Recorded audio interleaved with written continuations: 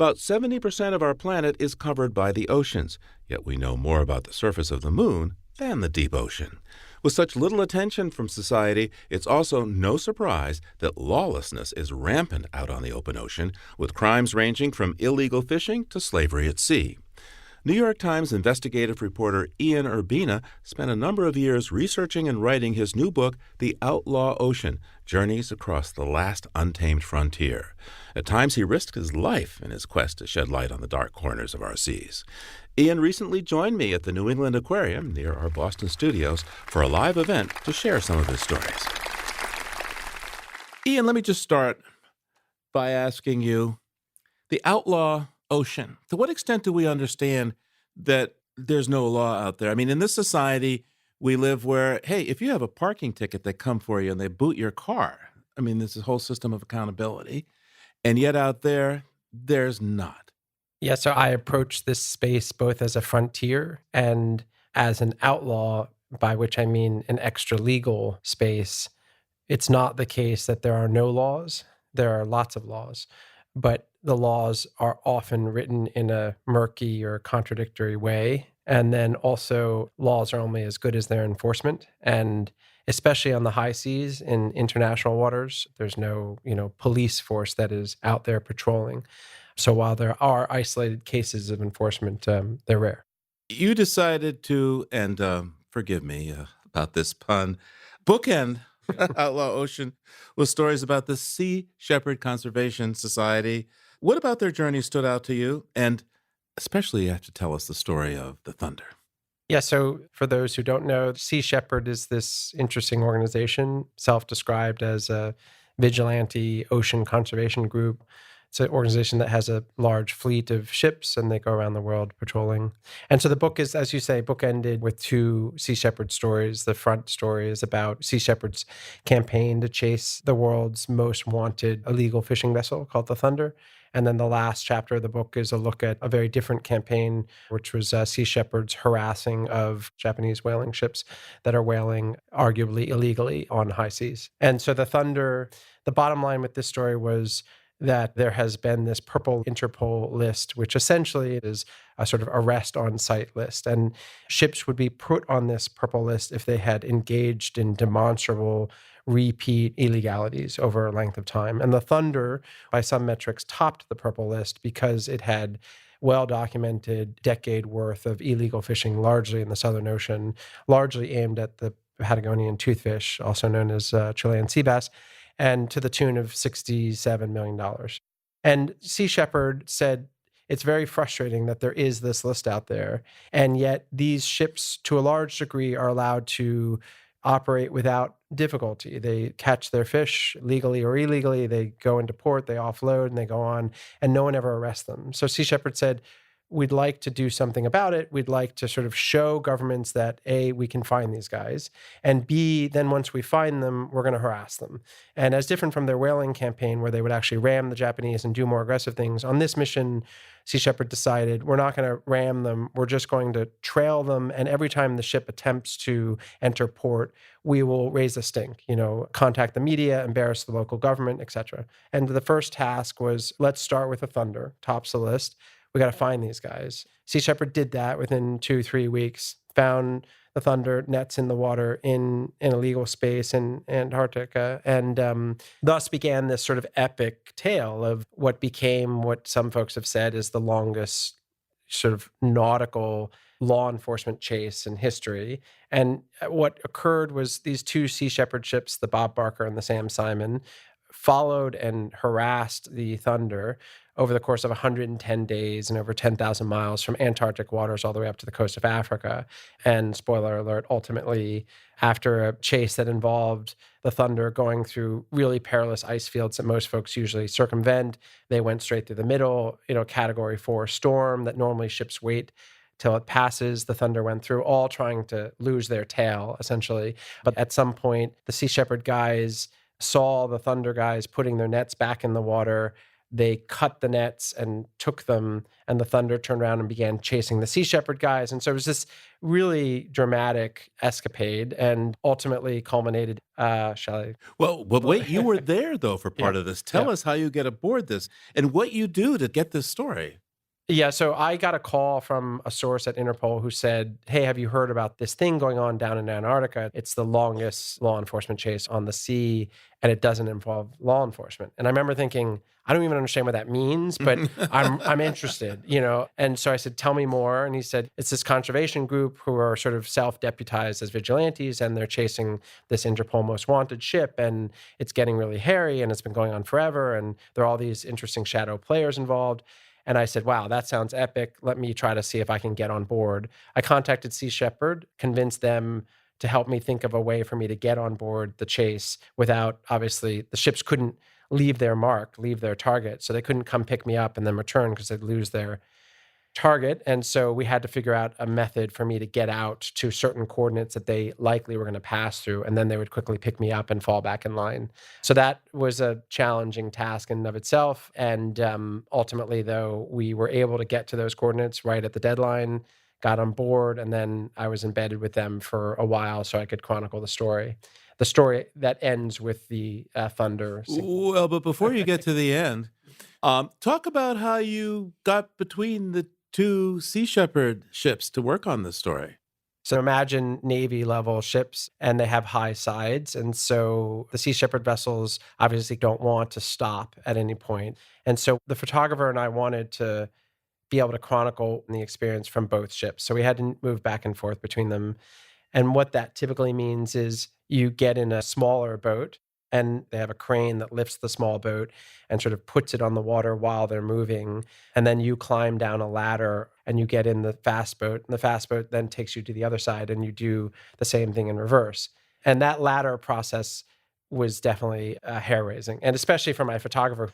The funny thing was, this is when I was at the Times, and we had planned to fly this photographer from Brazil to Ghana, where we were leaving from, and we couldn't get a visa for him in time. So my fixer in Ghana was this young guy who happened to tell me at the last minute, "Hey, I know how to click a camera. Do you want me to be your photographer?" And I said, "Sure. Are you sure you want to go to sea? I don't know what this is going to be like. It's really," and he said, "Sure, why not?" So I brought him along and he was amazing. But we were on the vessel, and at that very moment when we were first going to switch vessels, as he was climbing over the railing, he turned to me and said, "You know, Ian, thank you so much. This has been the experience of my life." And I said, "You're quite welcome." He said, "By the way, I don't know how to swim." And I just remember thinking, geez, this guy's life is going to be on my conscience. So, I think one of the most striking facts of your story, though, the Sea Shepherds really are breaking the law. They are vigilantes. So, as you've done the research for this work, how often did you have to deal with these sort of morally and legally gray areas? In some ways, the target of the series was the morally and legally gray area. And so, as often as I was dealing with it, I was spot on where I wanted to be. And most of the more interesting characters in the book are in that gray space. Whether it's Rebecca Gompert's a character in the story who provides abortions using a loophole in international law to ostensibly legally provide these abortions. Here again, kind of a textbook example of a character who's using the law to beat the law. Okay, so you have to tell us the story. Yeah, so Rebecca Gompert's a gynecological doctor, Dutch citizen, worked for Greenpeace for a number of years, and in that work saw some troubling situations with girls and women who needed abortion, could not get access to them. And so she started her own organization called Women on Waves, which essentially for the past decade and a half, 2 decades, has operated a ship that goes to countries where abortion is both illegal and often dangerous. And she and her team come into national waters, into port, usually surreptitiously, quietly, plugs into sort of an underground network of healthcare providers who know of cases of girls and women who are in need, and then quietly brings these women and girls out to international waters. And because the way that maritime law works, such that when you're outside of national waters, the law that applies is the law of the flag that you fly. And because her ship is flagged to Austria, the minute the ship would get outside of national waters into international waters, then it becomes legal for her to administer RU-486 pills that would cause an abortion. So she would do this whole process very quietly, then return the young women back to shore and make sure their anonymity was safe. And then she would hold a press conference to sort of instigate a debate. And that's usually when she would get kicked out of the country, as you can I predict. imagine. So I have to ask you another adventure story. I think you said your mother swallowed pretty hard when you told her that you were going to Somalia. She was none too pleased. Yeah. And not to spoil the story necessarily, but well, you can tell us whether or not mom was right. Mom is always right, for the record. Yeah, so I told mom very little about actually where I was going before I left. I just said, I'm going to go to Kenya and then I might dip into Somalia, but that's as much as I said.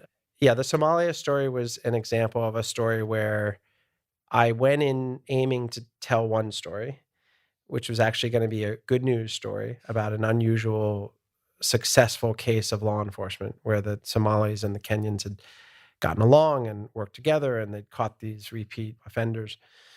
And I did everything by the book because there had been some really bad cases of kidnapping of reporters working on this very topic. And so I had permission from the key tribal leaders, et cetera, et cetera. Within a week of being in Puntland, which is mildly put sort of what Texas is to Washington, D.C., Puntland is to Mogadishu, in the sense that it is part of the country, but no offense to Texans in the room, but very proudly, defiantly kind of autonomous. And in Puntland's case, it's also the launching zone for a lot of the illegality. So it's hard to write a book about the Outlaw Ocean and not go to Somalia and not go to Puntland specifically. But it's very hard to get into Puntland. The roads are run by ISIS and Al Shabaab. So you got to fly in, you can't go by road. And then when you're in there, you got to be really careful about who your security is, et cetera, et cetera. And I thought we had it all set up. The short version, everything went upside down. We ended up losing our security, being told we needed to leave, but there was no plane out and we had no way to get out. So we had to hide on the roof of our compound for a while until we could sort of sneak our way out and wait for a plane to come get us. So there you are hiding on the roof. You've ordered up some security to escort you out to the one plane in the next 2 or 3 days. Take us to that moment. What do you hear? Yeah, so I had a special satellite device, so I was still able to text with sources. And the CIA has a drone base not far, and I knew some people over there, and there were no Westerners in our area, and Shabab was moving in and blowing stuff up, heading towards the compound where we were. And I was getting a lot of intel that was saying, there's a lot of chatter about you guys. Everyone knows you're in there and it's not good and you need to get out quickly. But we had no way out. And I had a fixer who was an American based in Kenya who knew the fish scene. I had Fabio, my Brazilian photographer, and myself. And the intel we were getting streaming in was saying, you got to get out. You're persona non grata. The Puntland government said they're more than displeased with you because they don't want you investigating these Thai vessels that are there. And they're convinced you're CIA, et cetera, et cetera. Then we started getting even more worrisome intel, which was that within our security detail, we had about 20 guys. There were folks who were loyal to the president of Puntland, et cetera. And so our threat was internal, not just external. So then I got really nervous. We had this meeting with the head of security at the compound and myself and the one guy that I really trust, a guy named Tige, who is a tribal kind of figure and very loyal and probably saved my life. And Tige and I decided our plan was to make it look like we were still in the room because there was a courtyard that could see where we were staying, leave the lights on, pull the drapes, make it look like we're staying there, let all of our security go except for Tige's three cousins, who he knew to trust. And then we would quietly go to the roof and hide out there, but very few people would know we were there. And if a hit occurred, it would hit on our room. And then we would do what? I don't know. I guess sort of try to run, but where to? These were not questions I had clear answers for. So that's exactly what we did. We hid up on the roof for a final night, and there was a plane that was going to be brought in early for us, and we just need to make it to the next morning. And so we hid up there for that night. Then the next morning, our plan was to get certain guards that TGA could call in to help us get to the airport. The roads from where we were to the airport were sort of very narrow roads. You're in a fishbowl. And these were the very roads that we would have to go through to get to the airport. And there was really only one route we would follow. And everyone knew that there was one plane that had come in. So everyone knew when those Western guys were going to leave the compound because there was one plane. So it just seemed like a formula for us to get hit. And so our hope was to leave really early with some reinforcements. That plan didn't go well either because the plane said they were going to leave early and we had to go with no guards and just sort of make a run for it. And during our run, we were stopped by two pickup trucks full of armed guys who are not in uniform. And I thought, we have these SOS buttons on our iPhones, and I had given the fixer and the photographer clear orders on if we got stopped and pulled out, here's what we should all do. And there we were stopped and being pulled out. And that was, kind of the scariest moment of the time. But in the end, it turned out that these were T-Gaze guys. So we were very lucky. And these guys sort of pulled us out, checked us out, and then put us back in. And we raced to the airport and got out. Did you kiss the airplane? I kissed the ground. I kissed many people at that moment. I can't even remember who.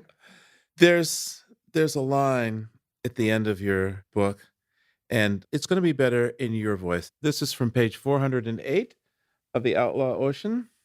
Yeah, so the ocean is outlaw not because it is inherently good or bad, but because it is a void, like silence is to sound or boredom is to activity.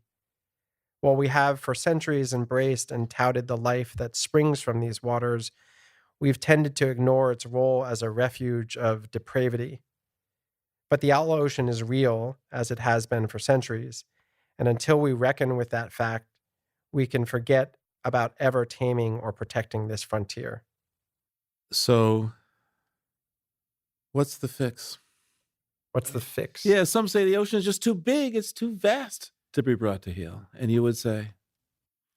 I would say, if I wrote a book about injustice, right? And someone said, so what do we do to stop injustice?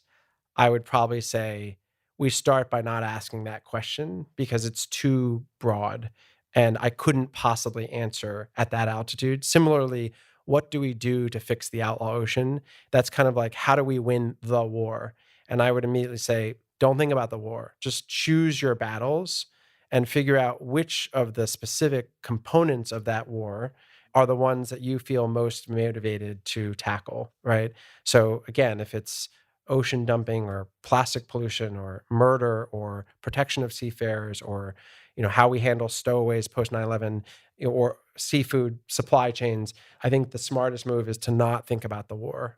I do think there are some solutions that are emerging that traverse those silos, that sort of cross them, that would benefit the environmental and the human rights and labor issues. So, for example, if you think of the aeronautics industry, if you were to walk up to a pilot of a 747 and say, so you've called ahead, they know you're coming, we'll see you your entire route, you're going to keep that thing on, we know what cargo you're carrying, we know everyone on board, all their names are registered on both sides, et cetera, et cetera.